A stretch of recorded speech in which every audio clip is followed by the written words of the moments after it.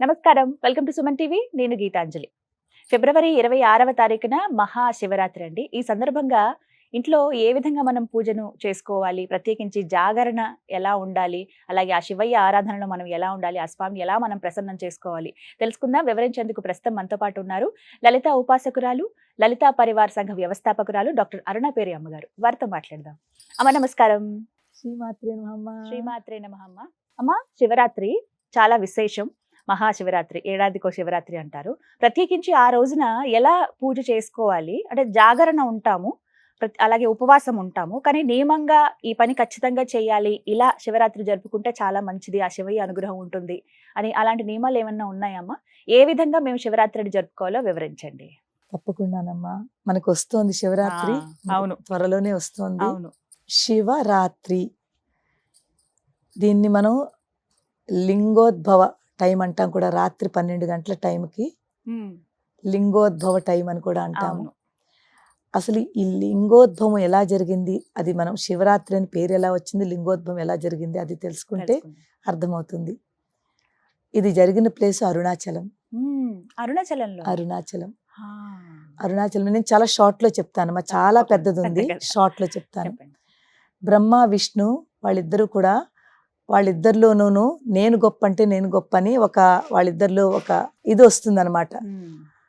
నేను ముందు, నేను క్రియేటర్ని కదా, నేను ముందని బ్రహ్మ అనుకుంటాడు. విష్ణు అనుకుంటాడు నేనే బ్రహ్మగారిని తీసుకొచ్చాను కదా, అంటే బ్రహ్మగారు విష్ణు నాభినించే కదా వచ్చి ఉద్భవించారు. వాళ్ళిద్దరి మధ్య తర్కం జరుగుతూ ఉంటుంది. తర్కం జరిగితే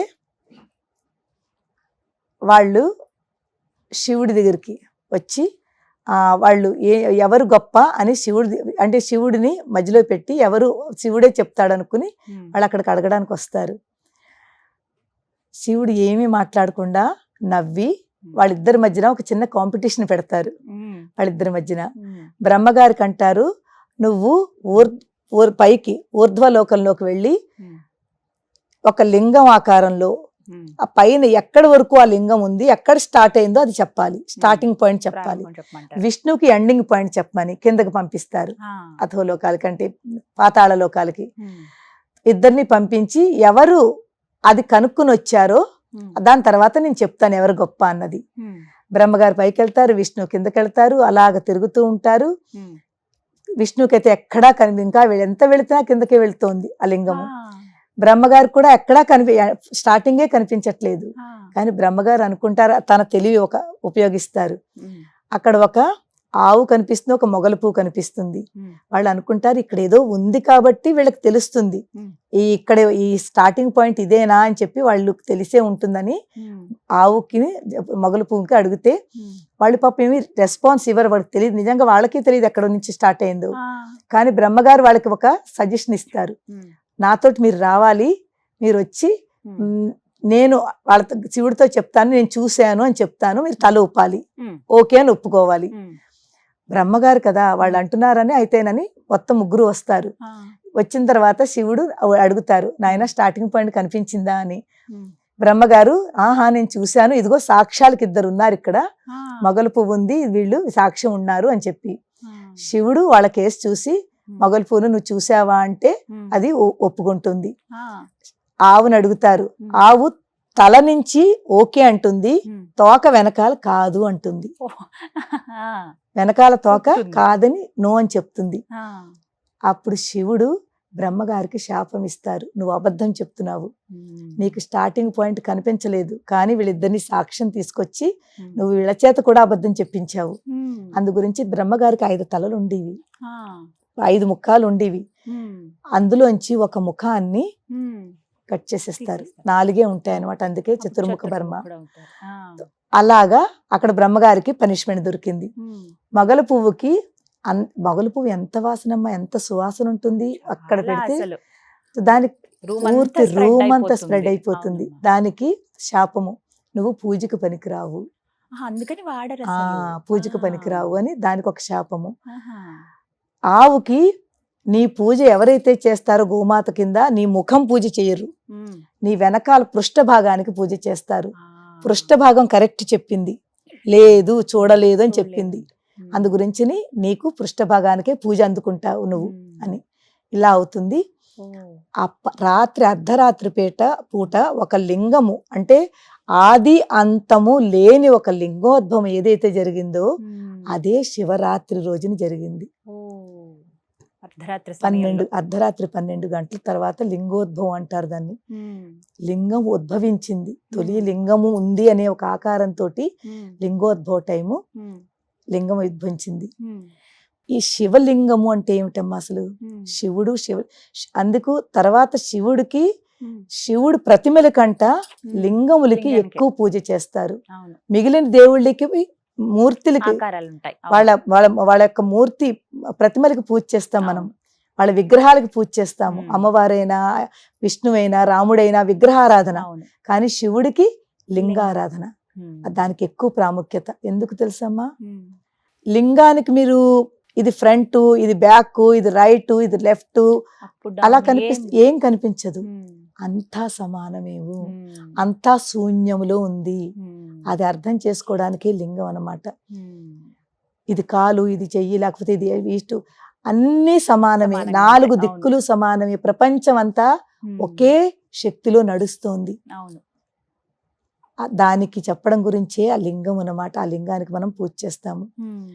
అంతా సమానమేను, సమానత్వము, అది ఒకటి. తర్వాత శివరాత్రి రోజునమ్మ ప్రతి వాళ్ళు చేసుకోవాల్సింది ఏమిటి? ఉపవాసం ఎందుకు ఉండాలి? ఉపవాసము అంటే ఏమిటి? ఉపవాసము దేవుడికి దగ్గరగా ఉన్నదాన్నే అంటే దగ్గర, వాసము అంటే ఉండడం. భగవంతుడికి దగ్గరగా ఉండి భగవత్ నామస్మరణ చేసుకుంటూ రోజంతా గడపడము. భోజనం దగ్గరికి వచ్చేసరికి మనం ఉపవాసం రోజున ఎంత తక్కువ తింటే మన దైవం మీదకి దృష్టి వెళుతుంది. అందుకు చేస్తారమ్మా. రోజంతా తినేసి మనం దేవుని తలుచుకుంటుంటే మనకు భోజనం మీద మిగిలిన వాటి మీదగా ఎక్కువ దృష్టి వెళుతుంది. మీరు ఒక్కసారి ఎప్పుడైనా మన ఏకాదశి ఉపవాసము ఏ రోజైనా ఉపవాసం చేస్తే 2 రకాలు. ఒకటి సైంటిఫిక్ గా కూడా చాలా మంచిది, ఆధ్యాత్మికంగా కూడా చాలా మంచిది. మన దృష్టి అంతా కూడా ఇంకా ఇవాళ ఏం వండాలి, ఏం తినాలి, ఇవేమి లేకుండా ఇంకా భోజనం మీద దృష్టే వెళ్ళదు. మనం కాస్త ఉన్న టైం అంతా కూడా దైవనామస్మరణ చేసుకుని మంచి పనులు చేస్తాము. ఉపవాసం ఉన్నప్పుడు మనసు ప్రశాంతంగా ఉంటుంది కదమ్మా. ఈ ప్రశాంతత ఇలాగ ఉన్నప్పుడు మనం చేసి ప్రతి పని చాలా మంచి పని చేస్తాం, మంచి కర్మలు చేస్తాము. మంచి కర్మలు చేసి మంచి పనులు చేస్తుంటే ఇందులోనే ఆ భగవంతుడు ఉన్నాడు. భగవంతుడు అనేది ఇక్కడ అక్కడ కాదు, అంతా కదా, ప్రతి అంశంలోనూ ఉన్నాడని, ప్రతి దాంట్లోనూ ఉన్నాడు. మన భావనలో, మన ఆలోచనల్లో, మన మనసులో ఇవంతా ఎప్పుడైతే మనం ఉపవాసం ఉంటామో మన భావన బాగుంటుంది, మన ఆలోచన బాగుంటుంది, మన పనులు బాగుంటాయి. అందులోనే దేవుడు ఉన్నాడు. ఎప్పుడైతే ఆ దేవుడి దగ్గర ఉంటామో, ఎప్పుడైతే కనెక్ట్ అవుతామో, ఆ ఉపవాసము దేవుని దగ్గరగా ఉంచి మనకి చాలా శక్తిని ప్రసాదిస్తుంది. ఒక చక్కటి ఎనర్జీ ఫామ్ అవుతుంది మనలోను రోజంతాను. ఆ రోజంతా మీరు ఎవరైనా చెయ్యని వాళ్ళు కూడా చేసి చూడడం, ఒక్కరోజైనాను చేసి. శివరాత్రికి అయితే శివరాత్రి ఒకటి ఏకాదశి 2 కూడా ఉంటూ ఉంటాయి. ఈ శివరాత్రికి మీరు రోజంతా పళ్ళు తినండి, పాలు తాగండి, కాఫీ టీలు తాగండి. అలానే కఠిన ఉపవాసం అని ఏమి తినకుండా, మంచినీళ్ళు తాగకుండా కూడా కాదు. మీ శరీరాన్ని బట్టి, మీ ఆరోగ్యాన్ని బట్టి మీకు ఎవరికి ఏది ఎలా కావాలో, షుగర్ పేషెంట్లు ఉన్న వాళ్ళు, పెద్దవాళ్ళు ఉంటారు, అలాంటి వాళ్ళు కాస్త ఏదో ఒకటి వాళ్ళకి నచ్చింది భుజించండి. కానీ తక్కువ, ఎంత అవసరమో అంతే తీసుకోండి.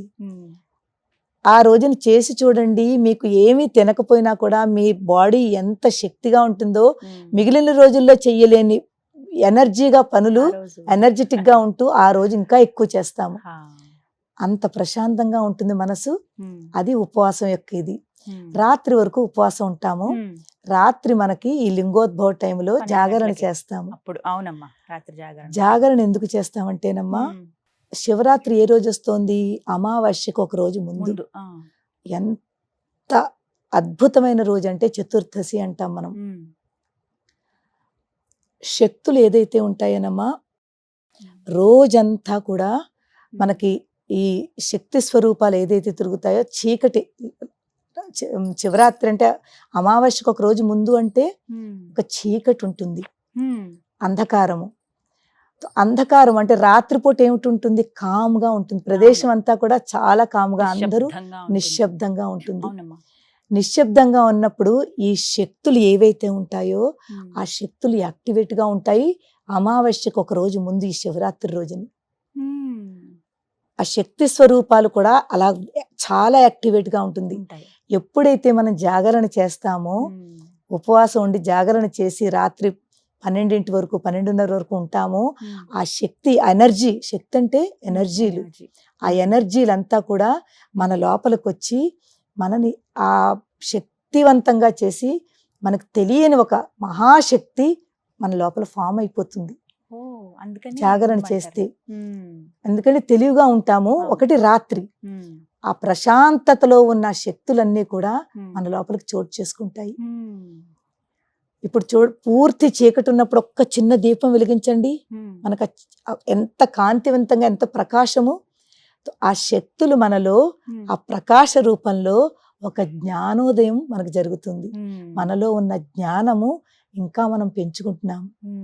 ఒకటి ఉపవాసము, 2 దైవనామస్మరణ, 3 మంచి భావన, మంచి పనులు, మంచి ఆలోచనలు. ఇవన్నీ కలిసి రాత్రి ఎప్పుడైతే ఈ శక్తి స్వరూపాలు మన లోపలికి తీసుకుంటున్నామో అది మనకి ఎంత, మన శరీరానికి చాలా చాలా మంచి జరుగుతుంది. చాలా ఆనందంగా ఉంటాము. తర్వాత దైవీపరంగా దేవనామస్మరణ చేసుకుని శివుడికి దగ్గర అవుతున్నాము, ఎంతో దగ్గర అవుతున్నాం. ఆ లింగోద్భవ టైంకి మనం ఉన్నాము అంటే ఆ లింగోద్భవం యొక్క దర్శనము మనం చేసుకుంటాం. అందుకే వేద మంత్రాలతోటి మనం రుద్రం అది చదువుకుని అభిషేకాలు. ఎందుకంటే మంత్రశక్తి ఆ టైంలో మంత్రాలకి చెప్పాం కదా, ప్రశాంతతగా ఉన్నప్పుడు ఆ మంత్రశక్తులు 10 times పెరిగిపోతుంది. ఈ మంత్రాలకున్న శక్తి 10 times పెరిగిపోతుంది. నార్మల్ గా డే టైంలో చేసిన దానికి ఈ రాత్రి శివరాత్రి రోజున రాత్రిపూట చేసిన దానికి మనం చేసిన మంత్రం, ఒక్క మంత్రం చదివినా, ఒక్క స్తోత్రం చదివినా, ఒక్క స్తుతి చదివినా 10 times దాని యొక్క ఎనర్జీ, దాని శక్తి పెరుగుతుంది. ఆ శక్తి మన ఇంట్లోనూ ఎక్కడ చేస్తున్నామో ఆ ప్రదేశంలోనూ మన లోపలికి డైరెక్ట్ ఫామ్ అవుతుంది. అంత ఎనర్జీ ఉందమ్మా, అంత శక్తి ఉంది, అంత ప్రాముఖ్యత ఉంది శివరాత్రికి. చాలా విశేషంగా, చాలా విశేషం అమ్మా. ఆలయాలకు వెళ్ళిపోతూ ఉంటారు, ఆలయాలకు వెళ్ళిపోతూ ఉంటారు. అవును, అక్కడ ఇంకా రుద్రం అవి చదువుతారు కాబట్టి ప్రతిధ్వనిస్తూ ఉంటుంది. నిజంగానే మనం ఎంత ప్రశాంతంగా ఉండి మనం ఎలా చదువుకుంటామో, సాధన ఒకవేళ ఏమీ చేయకపోయినా కనీసం ఒక అరగంట సేపైనా మౌనంగా ఉండి ఏదో ఒక మంత్రము, ఏ మంత్రమైనా, ఏ మంత్రం రాకపోయినా శ్రీమాత్రే నమః, ఓం నమ శివాయ, ఓం నమ శివాయ, లేకపోతే హరే కృష్ణ కృష్ణ కృష్ణ హరే హరే, హరే రామ రామ రామ హరే హరే, ఏదో ఒకటి పట్టుకోండి అమ్మా, చిన్నది పట్టుకోండి. 10 నిమిషాలు ప్రశాంతంగా మీరు రాత్రిపూట కూర్చోండి. అదే ఒక పెద్ద గొప్ప పూజ. మరి గంటలు కాకపోయినా ఒక 10 నిమిషాలైనా చేసుకుంటే చాలు. మనస్ఫూర్తిగా ఎక్కువ మీరు దానికి రూల్స్ అండ్ రెగ్యులేషన్స్ ఏమీ పెట్టుకోవద్దు. ఇలాగే చెయ్యాలి, ఇలాగే చేయాలి, అస్సలు కాదు. భక్తితో ఉండండి.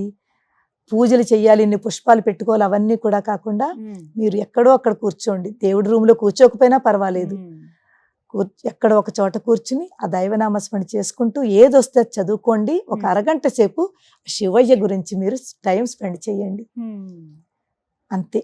దాని తర్వాత 2వ రోజు లేచాక మీకే తెలుస్తుంది ఎంత అద్భుతమైన శాంతి మనలోకి వచ్చిందనేది. ఈ విధంగా శివరాత్రిని జరుపుకుంటే చాలా బాగుంది, చాలా మంచిదమ్మా. చాలా చక్కగా వివరించారమ్మా. నమస్కారం. శ్రీమాత్రే నమః.